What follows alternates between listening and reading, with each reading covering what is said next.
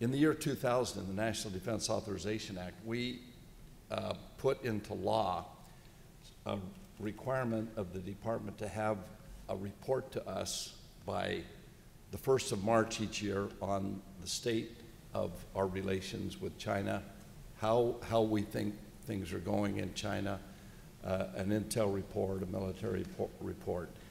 We received that report May 15th this year. They usually are late. They got it to us a little earlier this year than last year. But we had a secret briefing on it today. And I was stunned when I got the report. This is this year's. This is last year's. Last year's was 70 pages. The cost was estimated to be $73,212. This is this year's, 19 pages. The cost was $85,000. That wasn't what stunned me. The thing that I really was puzzled about was how it was so much shorter, given the fact that we're cutting back our defense by $1 trillion going forward, and China has increased theirs this year by about 12%. Why they should be giving us so much less information on China this year. So I asked the briefers the question, why is the report so short? And they told me that they had been directed, not at our request, but at somebody down at the department, to keep all of the reports smaller than 15 pages. Nothing to do with the subject matter, the importance of the things that they had to tell us, but rather 15 pages arbitrarily set the limit. I think that is outrageous. I have a letter, and I think we've distributed it to you, that I just signed, that we're sending to Secretary Panetta today, asking for his response in 24 hours and to immediately stop this policy of limiting reports. We have a job. Our job is spelled out in the Constitution of the United States of America to oversee our defense, to provide for the common defense of our nation. And we have an obligation, constitutional obligation, to provide oversight, to make sure that our young men and women and those who are fighting around the world to protect our interests and those of our allies. And if we can't do our job, we can't do our job if the department does not give us adequate information so that we can prepare and do the things that we're required to do. Each of us going to respond to this. We'll start with Roscoe Bartlett, and then we'll go to Vice Chair Mac Thornberry, and then to Randy Forbes, and then Mike Turner, and then we'll be available for questions. Roscoe. Hi, the Pentagon may think they're flattering us by assuming that we're capable of digesting a 15-page report. And if that's an executive summary, that's probably an okay length. But I will tell you, if they think that's adequate for our committee, wow. You know, if this is accompanied by several hundred pages of appendices, without that, they're really insulting our staff that really needs to know how they came to that mere 15 pages. I'm okay with 15 pages of summary that I read, but I'm not okay with a 15-page report if that's accompanied by whatever appendices there need to be so that staff and we, if we have the ability and desire to go into it in depth, can understand how they came to that mere 15-page conclusion. You know, anybody looking at that, a housewife looking at it and say, how in the heck can you condense into 15 pages all the information that needs to be there about the rise of China and what that means to our military and to the future in our country? If the appendices are there, I'm okay with 15 pages of executive summary that I read. But if that's all they give us, it is grossly inadequate. Mac Thornberry from Texas. I think all of us are conscious of the cost for the compilation and review of reports that we request in our bills. In the subcommittee I chair, if somebody wants to do a report, our first question is, will a briefing do? And a lot of times that meets our informational needs, and you get the back and forth, and actually it can be more helpful. But sometimes you got to get it in writing. And as the chairman said, in order for us to fulfill our constitutional responsibilities, sometimes you need to have more than just a briefing, more than just a summary. You need the hard data, and the hard data doesn't always fit in 15 pages. That kind of arbitrary limit, to me, is rather demeaning of our oversight role. Now, I think if there's a need to reduce the number of reports to save money, we can have a conversation back and forth, and we can do a better job. But for the Pentagon to arbitrarily say this is the page limit, which is necessarily going to mean you end up with a lot of vague generalities and not the supporting data, which is, as Roscoe says, what we need to do our job. If that's the standard, we have a problem. And we can't fulfill our constitutional responsibilities if that's the limit they set. I'm Randy Forbes here today to support the chairman and thank him for bringing this issue forward. And I want to put it in a context that's maybe a little larger than just 15 or 20 pages. And I want you to reel back to when this administration first came in office, and some of you remember one of the very first things they did is issue a gag order at the Department of Defense and the Pentagon, refusing to allow both uniform and civilian individuals to even talk to any member of this committee or any member of Congress about the repercussions of defense cuts and what they were going to be to our national security. That same year, even though the law required that they give us a shipbuilding plan as to what they plan to do in creating and building ships, something the statute required, they refused. And after we gave them letter after letter, after every member of this committee voted to compel them to bring forward that shipbuilding plan, they still refused to be transparent and give it to us. The law required them to give us an aviation plan. They just refused. They just said, no, we're not going to give you that information, even though the statute requires that they do it. When they began walking down this road of defense cuts, many of you remember that first $100 billion, they called it efficiencies that they were doing. They absolutely refused to give us the analysis, the pre-decisional analysis that justified those cuts that they were making. And now they come back and just arbitrarily say that they're going to limit the reports, the information they give to the members of this committee who have to vote on the bills that are necessary to defend and protect the country, just arbitrarily pull it out of the air, no analysis of any kind, and say we're going to limit it to 15 pages. And I just want to highlight two things. The name of this report is the Annual Report to Congress, Military and Security Developments Involving the People's Republic of China. And look at this, 3 paragraphs relating to cyber issues, although we know how crucial cyber issues are to the security of this country. 2 paragraphs to space and counter-space capabilities.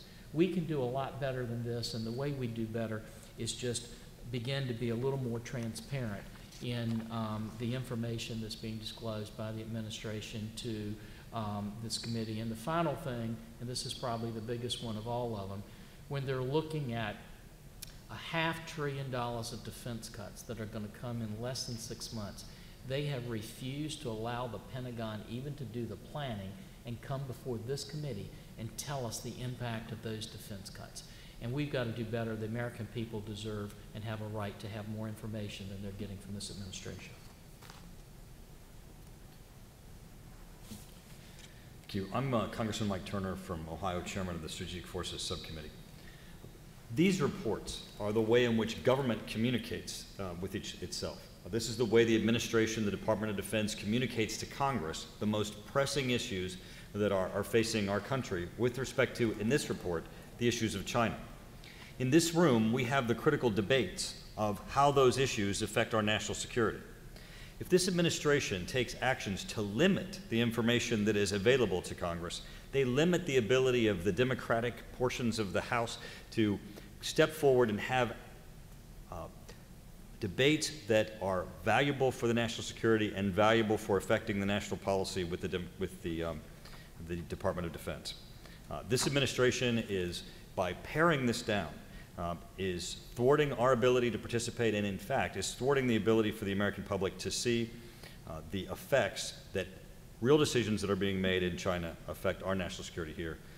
The Department of Defense needs to provide us the information that was requested and not have arbitrary barriers within which they're going to be submitting that information. Thank you. Thank you all. One of the things that we found as we went through this report compared to last year's report is many things were left out, so that we don't have the continuity to be able to compare what they were saying this year with last year. I don't know if that happened because they had to cut it down and shorten it, but that's disconcerting. One of the things that we also do with this report is our allies use it in their planning. And so it's a problem not having adequate information for them too. You know, this president, when he ran for office, said this was going to be the most transparent administration. And it's unfortunate that they've taken this tack. It's almost like we're fighting with the Pentagon. We should not be in this kind of a position. We both should be working hand in glove to make sure that our forces have everything they need. We should be working as friends and allies, not as combatants, because we have to work together, especially during these times when they're cutting so much out of defense, because every dollar is going to be important. Everything that we do, we should be working together on, and this just causes real problems between us and the Pentagon. So I'm hopeful that the Secretary will respond immediately and we'll get this put behind us and move forward. Anybody have any questions? Yes? Anyone, when you talk to the Pentagon, anyone over there say, you all are just asking for too many reports, and I mean, so that it's not a matter of cost savings, it's a matter of time, and we don't have time to do all of this? You know how many people they have down there in the Pentagon? They have not said they don't have time. I have heard that we have 10,000 attorneys in the Department of Defense. They obviously should be able to turn out a report. If that's a problem, if time is a problem, we'd be happy to talk to them about it. But that wasn't what they said. In fact, if I hadn't asked the question, they probably wouldn't have told us that they'd been limited to 15 pages on a report. So we'll just have to see. I'm sure we can work. We want to work together. We don't want to be in this kind of a position. We want to work together. Yes? I was going to ask you, this has been something that I've seen talked about for probably a decade now. The Pentagon and your committee It's not new. has been fighting with them about information, getting reports in a timely manner. This is not necessarily a partisan issue, it seems. No, it isn't. It seems to be a executive versus... This was passed originally in the Authorization Act of 2000. So this is 12 years old. But it's the first time that we've run into this where they've arbitrarily set a number of pages in a report. I mean, it's kind of ludicrous on the face of it. China's pretty important, and the Congress should be pretty important, just as the administration is. Is this a time, the question I had though, is this a time, do you think that the Congress needs to start thinking about having more independent analysis capability here? You used to have an Office of Technology Assessment, for example. You used to have capabilities. You know, GAO is seen more as a forensic organization. So the question is it time that you guys start to consider organizing some sort of capability here to evaluate what they're doing over there? I'm hopeful that we don't have to get to that. We're trying to save money. You know, we have cut our budgets back since we won the majority in 2010. We cut our budget immediately. We cut it again this year. And so we do not have unlimited staff to do all of this. We do have a shortage of time over here. I don't know about down there, but we should be able to work this out, and I'm hopeful that as soon as the Secretary gets the letter that we'll get this taken care of. Yes? Mr. Chairman, there are no Democrats here, but do you have Democrats who are sharing your concerns? This has happened so quickly. Our briefing was at 10 o'clock, and we wanted to get this stopped immediately. I've talked to one Democrat that I bumped into in the hall, and I mentioned to him that we were doing this, and he was supportive. He says, yeah, it seems, I mean, 15 pages seems pretty, to set an arbitrary limit like that, he was supportive. Do you feel like they use the 15-page limit as a way to avoid what you want to know, or is it simply that you can't get enough? You know, if they had said, we want to make sure any reports cover the subject, that they do so in a complete but concise manner, and that to me makes a lot more sense than say no report over 15 pages. You know, I mean, China is one of the major competitors in the world, one that's increasing their military spending while we're cutting ours back, is something we ought to be totally aware of what's going on over there.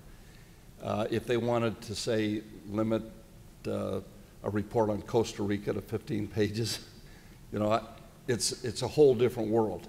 I just think that they really need to be pulled back from this and get this policy changed, and just not do an arbitrary number like that on any kind of report that we ask for. Yes?